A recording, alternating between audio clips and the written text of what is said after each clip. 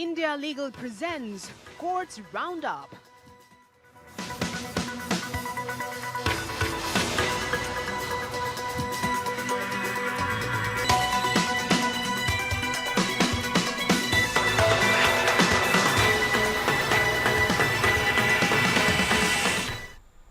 नमस्कार, courts roundup में आप सभी का स्वागत है। मैं हूं आपके साथ सपना। इस बुलेटिन में हम आपको सुप्रीम कोर्ट और हाई कोर्ट के तमाम बड़े मामलों से रूबरू कराएंगे। तो चलिए शुरू करते हैं courts roundup. India Legal presents Courts Roundup.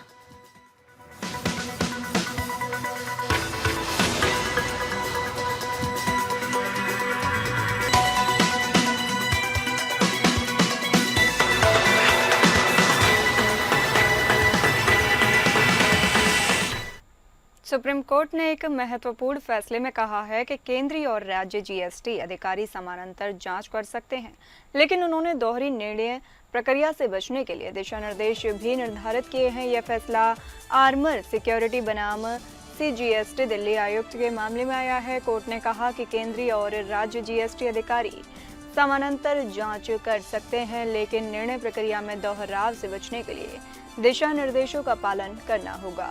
Court ने 9 बिंदुओं पर आधारित एक ढांचा तैयार किया है, जो अधिकारियों और करदाताओं के लिए एक प्रक्रियात्मक रोड मैप प्रदान करता है। जीएसटी ढांचा एकल इंटरफेस और क्रॉस एम्पावरमेंट के 2 समानांतर स्तंभों पर आधारित है, जो एक ही विषय पर एक प्राधिकरण द्वारा निर्णय सुनिश्चित करता है और दोनों केंद्रीय और राज्य प्राधिकरणों को बुद्धिमत्ता आधारित प्रवर्तन में कार्य करने की अनुमति देता है। करदाताओं को सम्मन या कारण बताओ नोटिस का जवाब देना होगा, भले ही उन्हें पता ना हो कि कोई अन्य प्राधिकरण समान विषय पर जांच कर रहा है या नहीं। अगर करदाता को पता है कि कोई अन्य प्राधिकरण समान विषय पर जांच कर रहा है, तो उसे बाद में कार्य करने वाले प्राधिकरण को लिखित में सूचित करना होगा।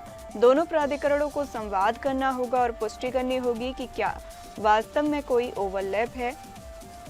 अगर यह निर्धारित किया जाता है कि मामले अलग हैं, तो करदाता को लिखित में कारणों और स्पष्ट बयान के साथ सूचित करना होगा। अधिकारी जांच जारी रख सकते हैं जब तक कि यह पुष्टि नहीं हो जाती कि वे समान देयता या कारण बताओ नोटिस की जांच कर रहे हैं। सुप्रीम कोर्ट के इस फैसले से जीएसटी अधिकारियों और करदाताओं को समानांतर जांच के दौरान दिशा निर्देशों का पालन करने में मदद मिलेगी, जिससे दोहरी निर्णय प्रक्रिया से बचा जा सकेगा और जीएसटी ढांचे को अधिक प्रभावी ढंग से लागू किया जा सकेगा।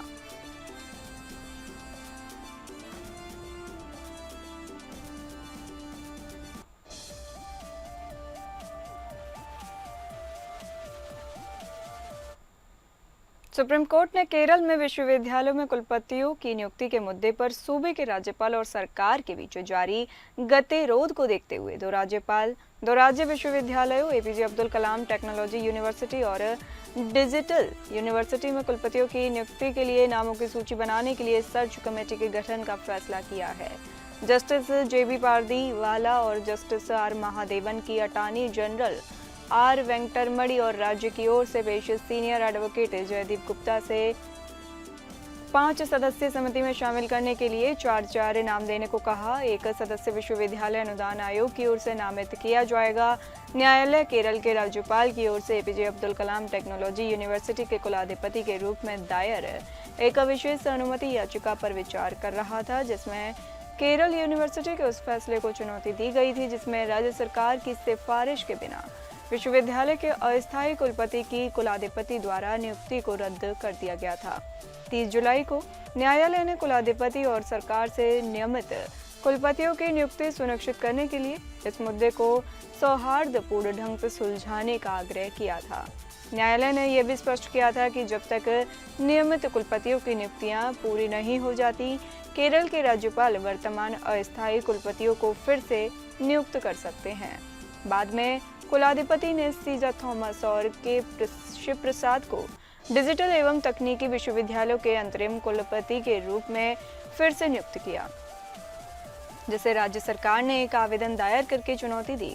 पीठ ने एक रास्ता सुझाया और कहा कि न्यायालय दोनों पक्षों द्वारा दिए गए नामों के आधार पर एक समिति गठित कर सकता है। पीठ ने दोहराया कि उसका प्रयास इस मुद्दे को सुलझाने का है। जस्टिस पारदीवाला ने गुप्ता को सुझाव दिया, जब तक न्यायालय नियमित कुलपति नियुक्तियों का कोई समाधान नहीं निकाल लेता तब तक अस्थायी कुलपति के मुद्दे को आगे न बढ़ाएं। अटॉर्नी ने उल्लेख किया कि पश्चिम बंगाल कुलपति नियुक्ति मामले में न्यायालय ने नामों का चयन करने के लिए पूर्व मुख्य न्यायाधीश यूयू ललित की अध्यक्षता में एक समिति गठित की थी।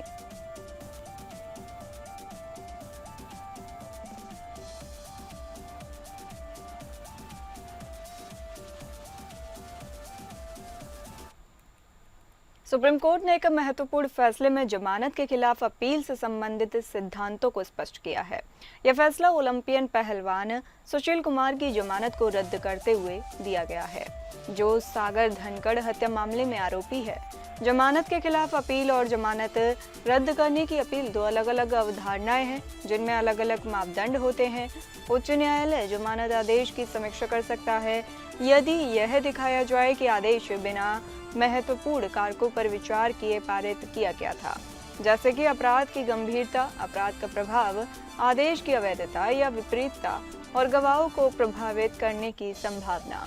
जमानत के बाद आरोपी के आचरण को जमानत रद्द करने के आवेदन में ही उठाया जा सकता है, न कि अपील में। जमानत के चरण में अदालत को साक्ष्यों के गुण दोषों का विश्लेषण नहीं करना चाहिए। जमानत आदेश में मन का आवेदन और प्रासंगिक कारकों का आकलन होना चाहिए।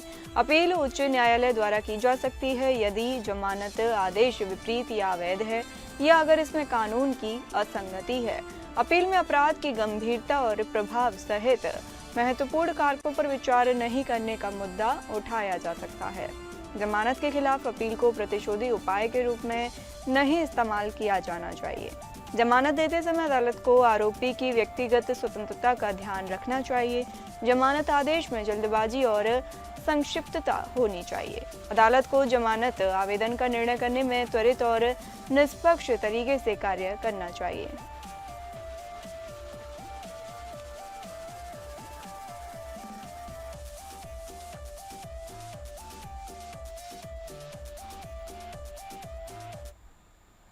सुप्रीम कोर्ट ने एक महत्वपूर्ण फैसले में एक नोटिस जारी किया है, जिसमें पहाड़ी और उच्च जोखिम वाले इलाकों में हेलीकॉप्टर संचालन के लिए व्यापक मानक संचालन प्रक्रिया या एसओपी तैयार करने के निर्देश देने की मांग की गई है। यह नोटिस उत्तराखंड में केदारनाथ घाटी के आसपास बार बार होने वाली हेलीकॉप्टर दुर्घटनाओं के मद्देनजर आया है। जून 2025 में केदारनाथ घाटी में 3 घातक हेलीकॉप्टर दुर्घटनाएं हुई, जिनमें 11 लोगों की मौत हुई और 20 से अधिक लोग घायल हुए। याचिका में आरोप लगाया गया है कि हेलीकॉप्टर ऑपरेटरों ने सुरक्षा मानकों का बार बार उल्लंघन किया, प्रतिकूल मौसम में उड़ान भरी और आवश्यक जांच करने में विफल रहे। याचिका में कहा गया है कि नागरिक उड्डयन महानिदेशालय या डीजीसीए और राज्य सरकारें ऐसे संचालन के लिए समान भूक्षेत्र विशिष्ट एसओपी तैयार करने और लागू करने में विफल रही है।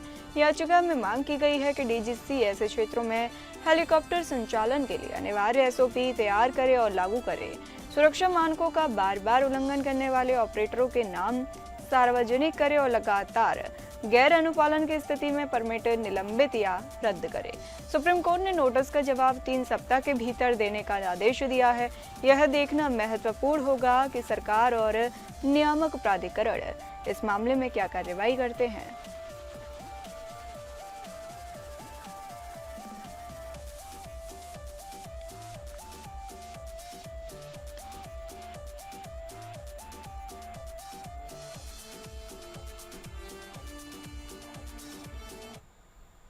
सुप्रीम कोर्ट ने केरल के पलेकरा टोल प्लाजा पर टोल वसूली को लेकर राष्ट्रीय राजमार्ग प्राधिकरण या एनएचएआई को फटकार लगाई है। अदालत ने कहा कि जब सड़क की स्थिति खराब है और यातायात की भारी भीड़ है तो नागरिकों से टोल वसूलना उचित नहीं है।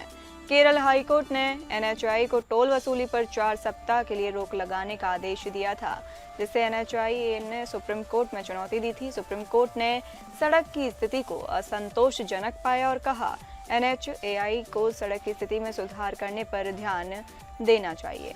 एनएचएआई ने कहा कि टोल वसूली की जिम्मेदारी कंसेशनियर की है, लेकिन कंसेशनियर ने कहा कि कुछ हिस्सों की जिम्मेदारी एनएचएआई की है। न्यायमूर्ति गवई ने कहा कि सड़क की स्थिति में सुधार करने के बजाय एनएचएआई और कंसेशनियर के बीच विवाद पर ध्यान केंद्रित करना उचित नहीं है। न्यायालय ने कहा कि नागरिकों को टोल वसूलने से पहले सड़क की स्थिति में सुधार करना चाहिए।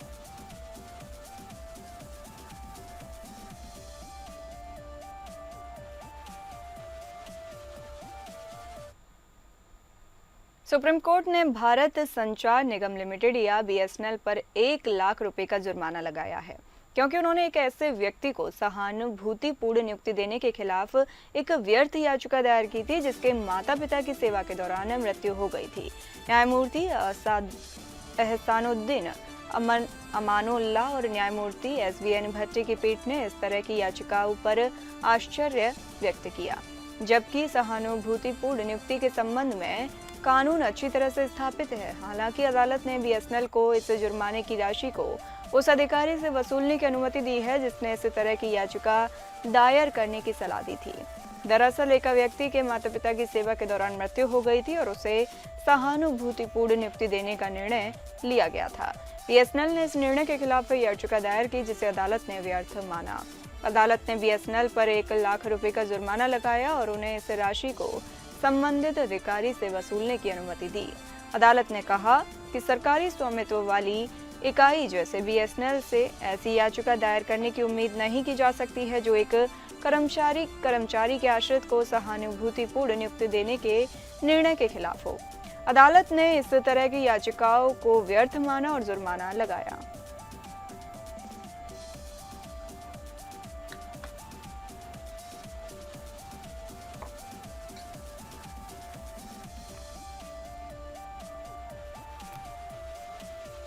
चलिए बढ़ते हैं अगली खबरों पर। महाराष्ट्र नवनिर्माण सेना के प्रमुख राज ठाकरे के खिलाफ बॉम्बे हाई कोर्ट में एक याचिका दायर की गई है जिसमें उन पर हिंदी बोलने वाले उत्तर भारतीय समुदाय के खिलाफ हिंसा भड़काने और धमकी देने का आरोप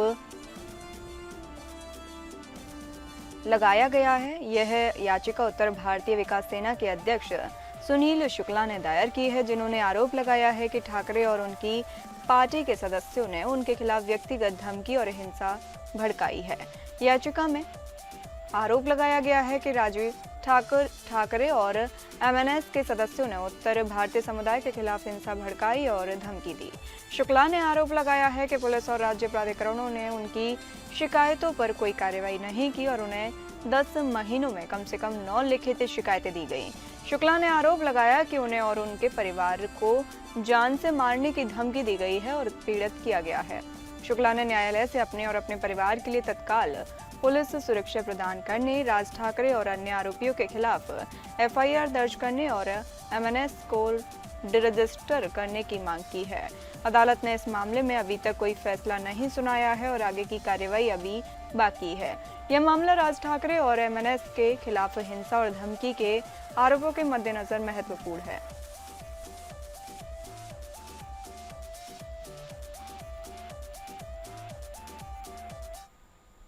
मद्रास हाईकोर्ट ने एक महत्वपूर्ण मामले में फैसला सुनाया है जिसमें Tamil Nadu minor inams abolition and conversion in Ryotwari act 1963 की धारा 10A को चुनौती देने वाली याचिका को खारिज कर दिया है।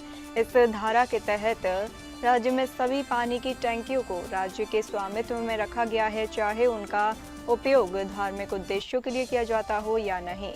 अदालत ने कहा कि धारा 10A मंदिर के धार्मिक अधिकारों का उल्लंघन नहीं करती है, क्योंकि मंदिर अभी भी पानी की टंकी का उपयोग कर सकता है, भले ही उसका स्वामित्व राज्य के पास होगा।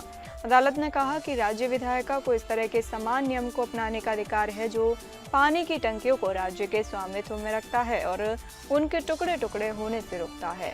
अदालत ने कहा कि पानी की टंकियों का निजीकरण न करना भारतीय संविधान के अनुच्छेद 39B के तहत एक निर्देशक सिद्धांत को आगे बढ़ाता है, जो समुदाय के भौतिक संसाधनों को सामान्य अच्छे के लिए वितरित करने की बात करता है। अदालत ने कहा कि धारा 10A संवैधानिक रूप से वैध है और यह मंदिर के धार्मिक अधिकारों का उल्लंघन नहीं करती है। अदालत ने यह भी कहा कि मंदिर का यह तर्क कि धारा 10A कानून है जो अप्रत्यक्ष रूप से अधिग्रहण की अनुमति देता है, निराधार है।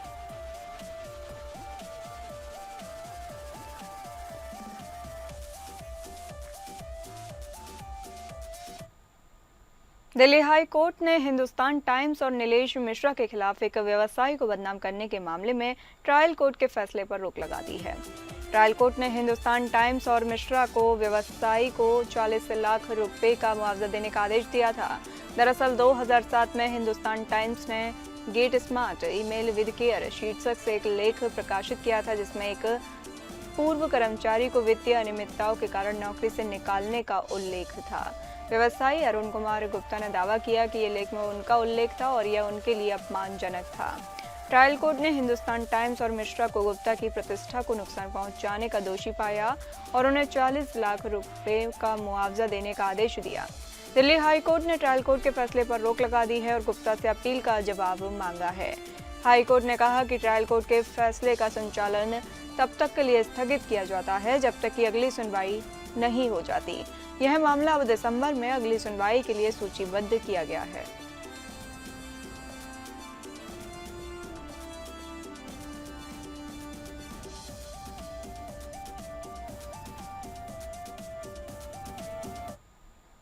सुप्रीम कोर्ट ने देखा है कि जब मध्यस्थता समझौते में मध्यस्थता की सीट या स्थान का उल्लेख नहीं होता है तो समझौते के अनुसार विशेष अधिकार वाले क्षेत्र स्थान को मध्यस्थता की सीट माना जाएगा। न्यायमूर्ति PS नरसिम्हा और न्यायमूर्ति AS चंद्रचूड़ की पीठ ने पंजाब और हरियाणा हाई कोर्ट के आदेश को रद्द कर दिया। आइए अब इंडिया लीगल वेब रिपोर्टर से समझते हैं कि मध्यस्थता की सीट क्या होती है।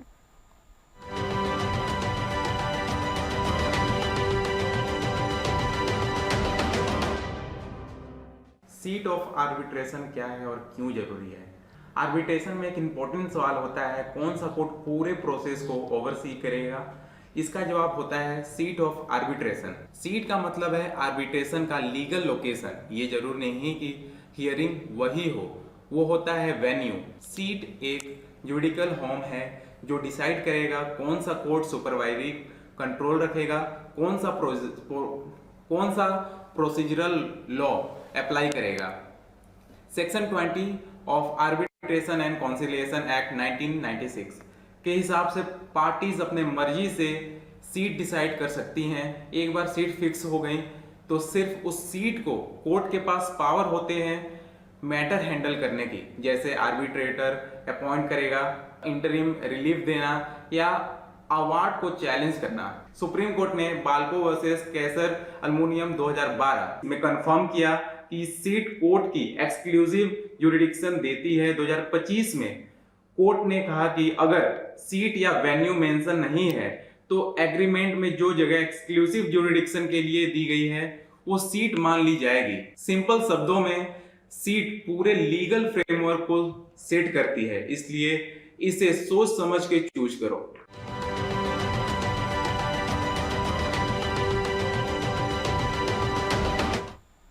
फिलहाल इस बुलेटिन में इतना ही। नमस्कार। India Legal presents Courts Roundup.